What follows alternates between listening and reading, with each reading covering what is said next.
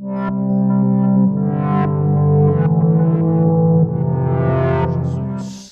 Eu quero te convidar, meu irmão, a abrir a sua Bíblia em Ezequiel, capítulo 1, verso 24. Ezequiel, capítulo 1, verso 24. Enquanto você abre a sua Bíblia, enquanto você liga a sua Bíblia, eu só quero reforçar os recados que você tem recebido ao longo da semana, ou até mesmo no vídeo agora. Você recebeu alguns recados que são importantes para você. Primeiro, queridos, o nosso escritório continua funcionando a todo vapor.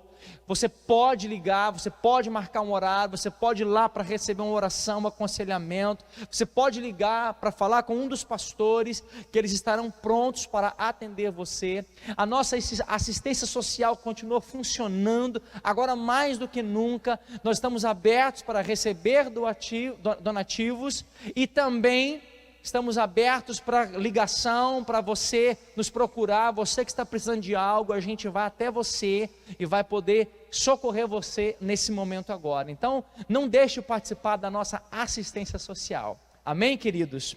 Ezequiel capítulo 1, verso 24. Diz o seguinte: andando eles, ouvi o ruído das suas asas, como o rugido de muitas águas, como a voz do Onipotente. Eu quero que você guarde isso, a voz do Onipotente. Ouvindo o estrondo tumultuoso, como o tropel de um exército, parando eles, abaixavam as asas. Agora Ezequiel capítulo 43, verso 2 diz: e eis que do caminho do oriente vinha a glória do Deus de Israel. A sua voz era como de ruído de muitas águas, e a terra resplandeceu por causa da sua glória. Agora caminha comigo para Apocalipse capítulo 1, verso 15. Eu quero ler com você agora Apocalipse 1, 15, que diz o seguinte: e os pés semelhante ao bronze polido, como que refinado numa fornalha, a voz como voz de muitas águas. E o último texto que eu quero ler com você é 1 Coríntios capítulo 14, verso 10, que diz o seguinte: há sem dúvida muitos tipos de vozes no mundo, nenhum deles, contudo, sem sentido. Amados, eu quero te levar a pensar um pouco no que nós acabamos de ler agora. Mas o livro do profeta Ezequiel, o apóstolo João e o apóstolo Paulo começa a mostrar para nós nesses textos que a gente leu, que o Senhor fala conosco e a voz do Senhor, ela é audível. Ezequiel fala que a voz do Senhor é como voz de muitas águas, o som de muitas águas.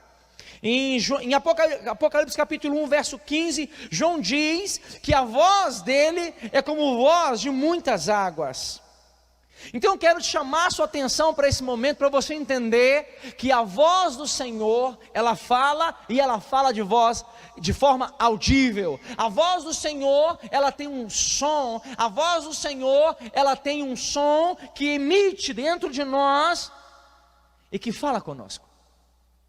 E nesse momento, eu quero tentar mostrar para você que em tempos de pandemia, em tempos de isolamento social, em tempos de crise, nós temos ouvido muitas vozes.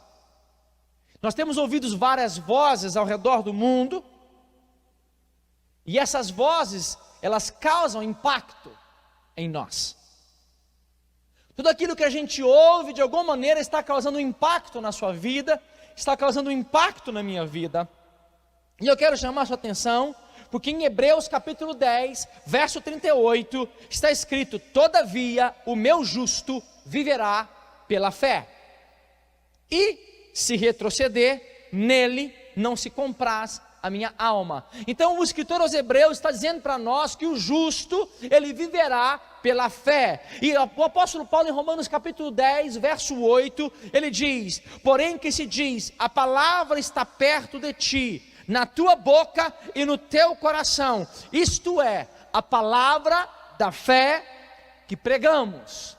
Todo o nosso relacionamento com Deus se baseia pela fé, porque é necessário que você e eu creiamos que Ele existe. Então, nosso relacionamento com Deus, ele é baseado pela fé, na nossa fé. E nós sabemos que a fé, ela nasce ao ouvir, a fé brota, porque a fé vem pelo ouvir, e o ouvir da palavra, da voz, porque a voz do Senhor é a palavra do Senhor. E o escritor aos Hebreus nos mostra que o justo viverá pela fé. Você pode repetir isso comigo? O justo viverá pela fé. Você é justificado em Cristo, você é justo, então você viverá pela fé. Aleluia! Nós vivemos pela fé. Porém, nós sabemos que a base da nossa fé é a palavra de Deus. Então todo o nosso relacionamento com Deus se baseia na fé. E a palavra, a voz de Deus, alimenta a nossa fé. E eu quero trazer aqui para você uma informação interessante, porque o contrário de fé é a incredulidade. Você vai vendo por diversas vezes Jesus reprovando a incredulidade das pessoas, dizendo: olha, ó geração incrédula, ó pessoa sem fé, nunca vi pequena fé como esta, ou algo desse sentido. Então a gente vê que a incredulidade é o oposto da fé. Mas eu queria dizer algo para você, porque existe a dúvida. E qual a diferença da dúvida com a incredulidade? A dúvida, ela é um combate momentâneo, enquanto que a incredulidade é um estado permanente, contínuo. Então, quer dizer que em alguns momentos eu posso ter dúvida? Sim. Em algum momento a dúvida pode tentar entrar no meu coração? Sim. Em algum momento eu posso me sentir amedrontado pelas circunstâncias, eu posso me sentir ameaçado por aquilo que está ao meu redor, e a dúvida começar a bater a porta do meu coração e tentar entrar no meu coração, tentando minar a minha fé. Sim, eu quero ler um texto que mostra isso para mim e para você. Mateus capítulo 14, do 25 ao 32, eu vou ler para você. Na quarta vigília da noite, foi Jesus ter com eles, andando por sobre o mar. E os discípulos, ao verem-no andando sobre as águas, ficaram aterrorizados e exclamaram: é um fantasma! E tomados de medo gritaram. Mas Jesus imediatamente lhes disse: tende bom ânimo, sou eu, não temais. Respondendo-lhe Pedro, disse: se és tu, Senhor, manda-me ir ter contigo por sobre as águas. E ele disse: vem. E Pedro, descendo do barco, andou por sobre as águas e foi ter com Jesus. Reparando, porém, na força do vento, teve medo e começou a submergir. E gritou: salva-me, Senhor. E prontamente Jesus, estendendo a mão, tomou-o e lhe disse: homem de pequena fé, por que duvidaste? Subindo ambos para o barco, cessou o vento. Nós sabemos essa história, conhecemos bem essa história. Então Jesus vai se encontrar com os discípulos no meio da noite, andando por sobre as águas, e Pedro então pede uma palavra de Jesus, diz: Senhor, se és tu, me manda ir ter contigo, porque eu vou caminhar sobre as águas. E Jesus então libera uma palavra, a voz de Jesus entra em ação e diz: vem. Então Pedro sai do barco e começa a caminhar por sobre as águas.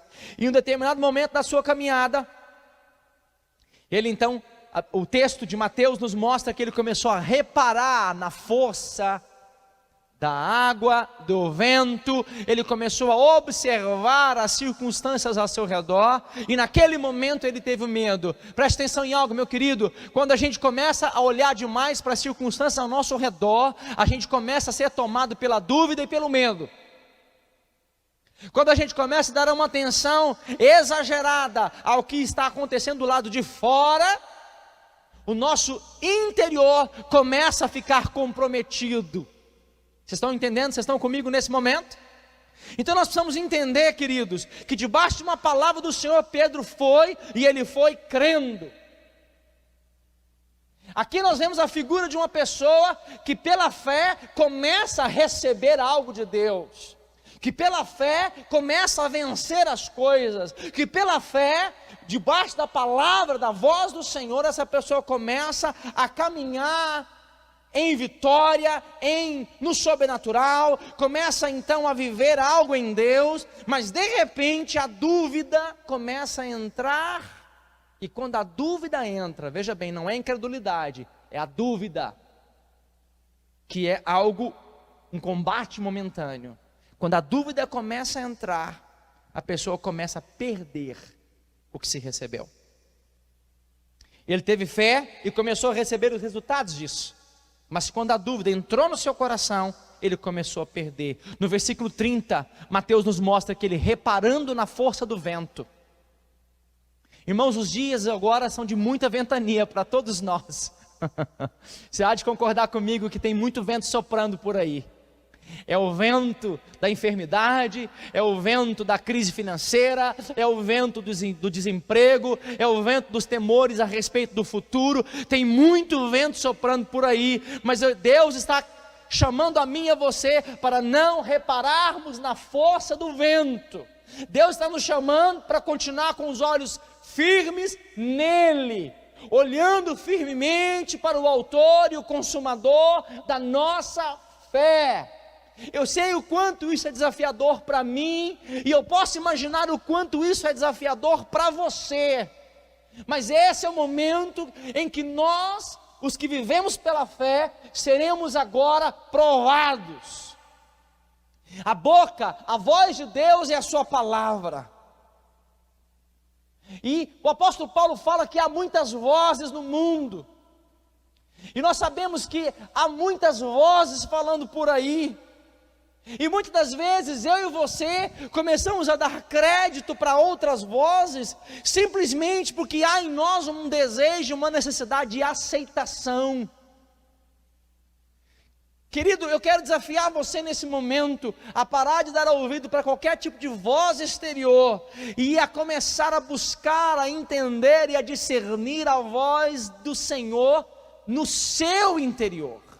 Qualquer voz exterior vai trazer para você sementes de dúvida, sementes de medo. Pedro deixou de agir na palavra de Deus, e ele começou a entrar na dimensão dos sentimentos e do pensamento. Todas as vezes que eu e você tiramos os olhos do Senhor da sua palavra, nós começamos a agir na dimensão dos sentimentos e dos pensamentos. Nós não somos daqueles que andamos pelo que vê. Você não anda pelo que vê. Eu não ando pelo que vejo. Eu não posso andar pelo que vejo. Você não pode andar pelo que vê. O apóstolo Paulo escreve em 2 Coríntios capítulo 4, versos 16 ao 18. Por isso não desanimamos, pelo contrário. Mesmo que o nosso homem exterior se corrompa, contudo, o nosso homem interior se renova de dia em dia, porque a nossa leve e momentânea tribulação, veja bem, o apóstolo Paulo está chamando tudo aquilo que nós passamos aqui nessa terra de leve e momentânea. Meu Deus, ele está dizendo que tudo aquilo que nós enfrentarmos nessa vida terrena é leve e momentâneo. Ele está dizendo, porque a nossa leve e momentânea tribulação produz para nós eterno peso de glória acima de toda comparação, porque não atentamos nós nas coisas que se veem, mas nas que não se podem ver, porque as coisas que se veem são temporais, e as que não se veem são eternas. Aleluia. Mesmo que exteriormente as coisas não estejam muito boas, e eu não sei se você há de concordar comigo, parece que não estão muito boas mesmo. O que interessa para mim e para você é o nosso testemunho interior. É o que está acontecendo aqui dentro, é o que está fundamentado dentro de nós, é o que está construído no nosso interior. E sabe, queridos, nós precisamos tomar muito cuidado, porque você e eu não fomos chamados para ver e depois crer. Eu preciso que você entenda isso. Eu e você não fomos chamados para ver e depois crer, mas nós fomos chamados para crer e só depois vermos. Diga-me, isso é fácil? De modo algum. Isso é um exercício espiritual do qual eu e você, nós temos que diariamente alimentar a nossa fé com a voz do Senhor, que é a sua palavra. E eu quero dar, para a gente caminhar para o final, eu quero dar 2 pontos para que você e eu possamos resistir à nossa dúvida, quando a dúvida tenta entrar no nosso coração. 2 pontos para que você aprenda a resistir à dúvida. Número 1, lute contra a dúvida. É interessante, Pedro era pescador, Pedro vivia da pesca, e o ambiente de trabalho de Pedro era água. Então é muito provável, eu não posso afirmar, a Bíblia não diz isso, mas é muito provável que ele sabia nadar. É muito provável que Pedro estava ambientado naquele lugar, água. Mas no entanto, quando ele começa a afundar, ele não volta para o barco nadando, ele não usou as suas habilidades naturais, ele não usou o seu conhecimento técnico, ele não usou a sua experiência, a sua expertise humana para resolver aquela situação. A Bíblia diz que quando ele começou a afundar, ele grita por socorro, ele pede para Jesus: Senhor, me socorre. Ele não voltou nadando para o barco. Naquele momento, quando Pedro recebeu uma palavra de Jesus, vem, e que ele decidiu ir andando sobre as águas, e ele começou a andar. Eu quero que você preste atenção. Ele começou a andar sobre as águas, ele começou a experimentar o sobrenatural, mas quando ele começou a reparar as circunstâncias externas, ele começou a afundar, e no momento em que ele afundou, ele se recusou a nadar, ele se recusou a usar o seu conhecimento humano, técnico. Ele olha para Jesus e diz: Senhor, me socorre. E naquele momento, Jesus não o deixa ele afundar. Aleluia! Jesus não deixou Pedro afundar. Jesus pega ele pela mão e os dois voltam caminhando para o barco. Você consegue imaginar isso? Jesus voltou caminhando, Pedro volta para o barco caminhando com Jesus, ainda que no momento ele começou a experimentar aquela sensação de dúvida, e começou a haver um pouco de fracasso na sua conquista de fé. Jesus o toma pela mão e ele volta caminhando com Jesus para o barco. Então a primeira coisa que eu quero dizer para você: lute contra a sua dúvida, lute contra a sua dúvida, busque socorro, clame por socorro àquele que vai estender a mão para você, que é o Senhor Jesus. E segunda coisa, para que você e eu possamos resistir à dúvida, é onde nós estamos colocando os nossos olhos. Onde nós estamos colocando nossos olhos? Todo mundo conhece aquele texto: eu quero trazer à memória aquilo que me traz esperança, eu quero encher a minha memória daquilo que vai trazer esperança para o meu coração. E eu quero te dizer, meu querido, aonde você está colocando os seus olhos, isso está lutando contra a dúvida ou está alimentando a dúvida dentro de você. Um texto muito conhecido por nós, lá em Números 13 e 14, quando os espias voltam, traz um relatório, traz um diagnóstico a respeito da terra, e por causa daquele relatório dos espias, todo o povo começou a chorar e a lamentar e a reclamar contra Moisés e Arão, dizendo: Deus nos tirou de lá para morrermos aqui. Eu quero caminhar para o final nesse momento, e eu quero declarar, queridos, se nós, e eu declaro e eu creio nisso, nós somos o povo que vive pela fé, amém? Então, se nós somos o povo que vive pela fé, nós não somos daqueles que retrocedem. E talvez Pedro voltar nadando para o barco seria um retrocesso na experiência dele com Jesus.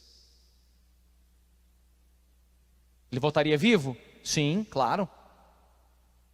Ele poderia chegar dentro do barco e falar assim: gente, vocês viram? Meu Deus do céu, quase que eu afundei, vocês viram? Quase que eu afoguei. Ele poderia chegar lá e falar: meu Deus do céu, Jesus está de brincadeira comigo, vocês viram, gente? Não, ele se recusou. Ele se recusou. Quando ele começou a afundar, ele jogou fora o conhecimento humano, ele jogou fora a técnica humana, ele jogou fora toda a sua expertise, ele jogou fora tudo e clamou e disse: Senhor, me socorre porque eu estou afundando. Meu querido, é tempo de clamarmos ao Senhor, é tempo de buscarmos a face do Senhor, é tempo de clamarmos por Ele, e Ele virá ao nosso socorro. Ele virá ao nosso socorro, aleluia. Você pode dizer isso comigo? Ele virá ao meu socorro.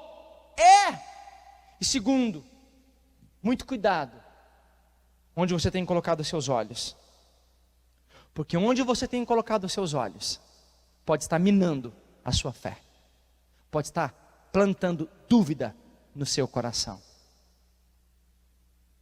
É tempo de nós entendermos que no meio de tantas vozes, existe a voz do Senhor.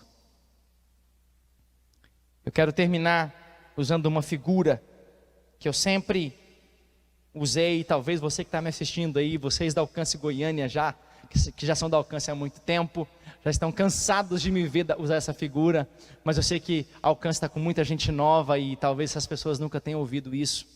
E eu quero terminar com essa figura. Esse ambiente aqui agora onde eu estou gravando, vocês estão percebendo que eu estou sozinho aqui, não tem nada, não tem ninguém, mas esse ambiente aqui está cheio de música, aqui. E aí você olha e diz assim: Degma, música? Como? Não estou ouvindo nada? Não estou vendo nada? Sim, tem música espalhada nesse ambiente aqui. Por onde eu andar aqui tem música aqui dentro, eu não estou ouvindo.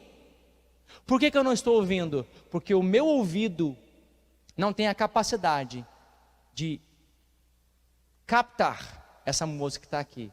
Mas existe um aparelho chamado rádio, que no seu carro você tem, na sua casa você tem rádio, que ele é dotado de um conversor de sinal. O que é isso, Degma? Ele capta as ondas sonoras que são invisíveis aos nossos olhos.